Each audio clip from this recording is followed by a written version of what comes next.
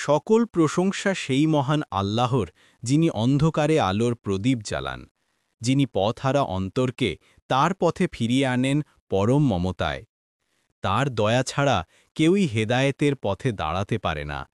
তার এক ইশারায় পথহারা হৃদয়ে জ্বলে ওঠে ঈমানের প্রদীপ। সালাতে ইহসানের সোপান, আত্মার জাগরণ ও আল্লাহর নৈকট্যের সফর, পর্ব 18। সূরা আল ফাতেহা, আল্লাহর দরবারে আবেদন। সূরা ফাতিহা হল সালাতের হৃদয়।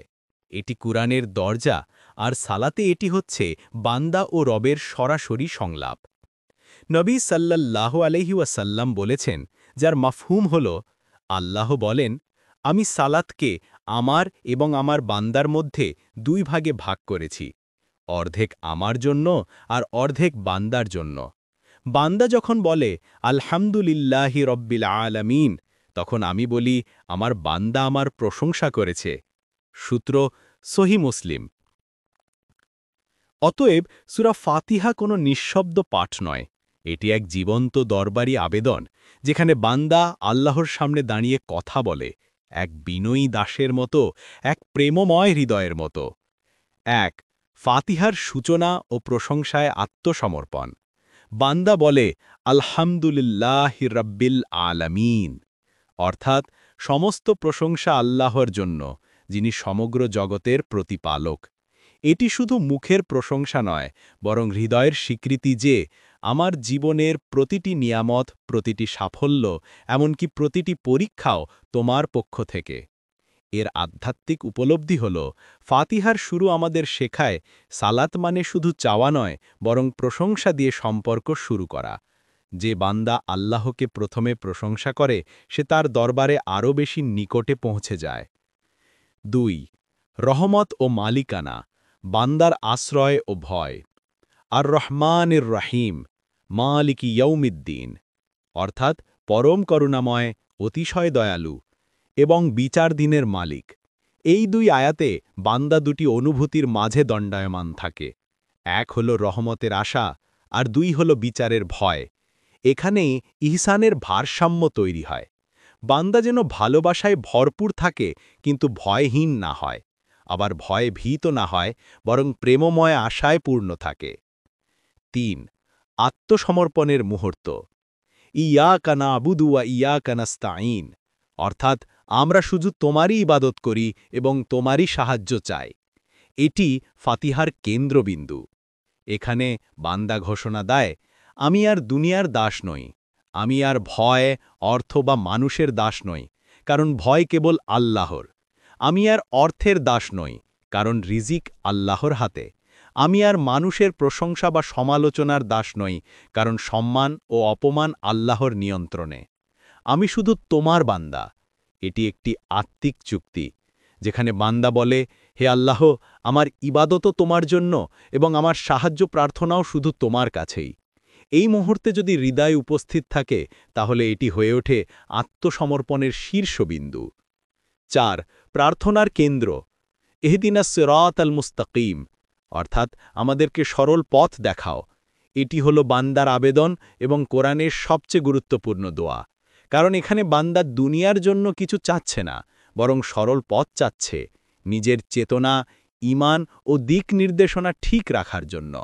এই আয়াতে মুমিন আল্লাহর দরবারে এক দাসের মতো ঝুঁকে বলে, হে আল্লাহ, আমি যেন তোমার পথে ঠিকে থাকি, ভুল না করি, বিভ্রান্ত না হই। আল্লাহ তাআলা বলেন, আর যার জন্য আমি সঠিক পথ খুলে দিই, তাকে কেউ বিভ্রান্ত করতে পারে না। ৫. আত্মরক্ষার আহ্বান। গায়রিল মগদুবি আলাইহিম ওয়ালাদ্দাল্লিন, অর্থাৎ তাদের পথ নয়, যাদের উপর তোমার গজব নেমেছে এবং যারা পথভ্রষ্ট। এই আয়াত বান্দাকে সতর্ক করে দেয় যে আল্লাহর পথে চলা মানেই সব সময় নিরাপদে থাকা নয়, বরং পথভ্রষ্টতার ফাঁদ সর্বদা সক্রিয়। এটি এক ধরনের আত্মরক্ষার দোয়া। হে আল্লাহ, আমাকে এমন বানিও না যে জ্ঞান পেয়েও তা অনুসরণ করে না, আর এমনও বানিও না যে অন্ধভাবে চলে। ৬. ফাতিহা ও ইহসান, বান্দা ও রবের সংলাপ।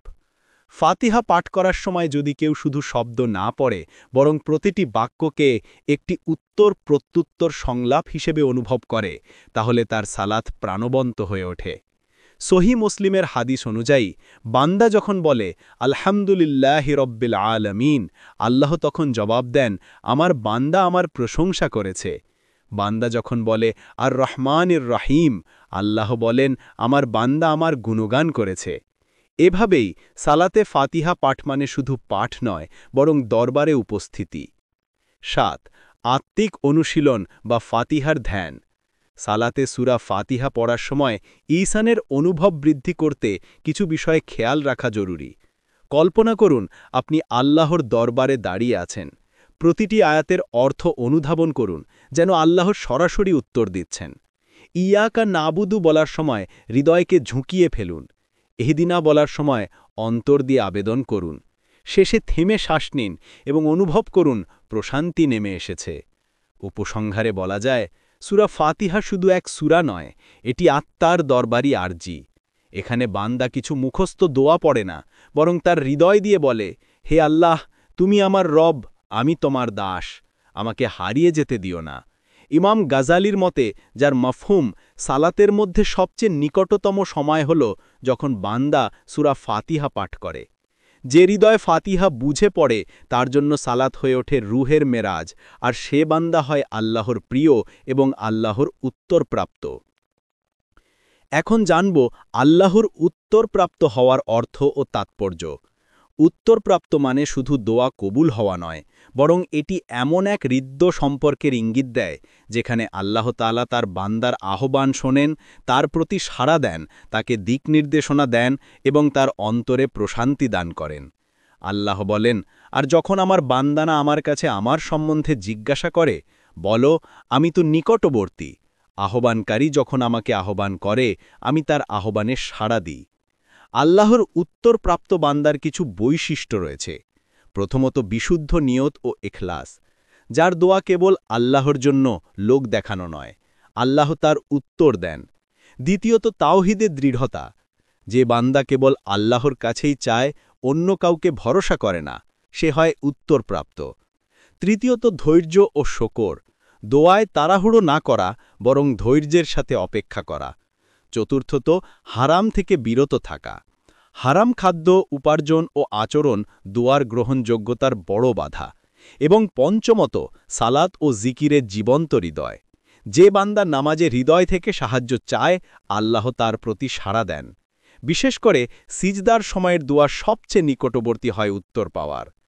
আল্লাহর উত্তরপ্রাপ্ত বান্দার রুহানি অবস্থান হল যখন অন্তর একান্তভাবে আল্লাহর দিকে ঝুঁকে পড়ে। ভয়, আশা, ভালোবাসা ও তাওয়াক্কুল সব এক জায়গায় মিলিত হয়। এটি কেবল দোয়া কবুল হওয়া নয়, বরং এটি এমন এক পবিত্র সংলাপ যেখানে বান্দা বলে এ আল্লাহ, আর অন্তরে প্রতিধ্বনি আসে লাব্বাইক এ বান্দা।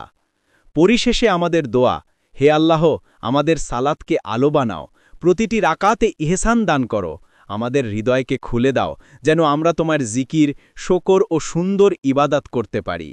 হে আল্লাহ, আমাকে তাদের অন্তর্ভুক্ত করুন যারা আপনাকে ডাকলে আপনি সাড়া দেন, যারা চায় আপনি দেন, এবং যারা ক্ষমা চায় আপনি ক্ষমা করেন। আমিন।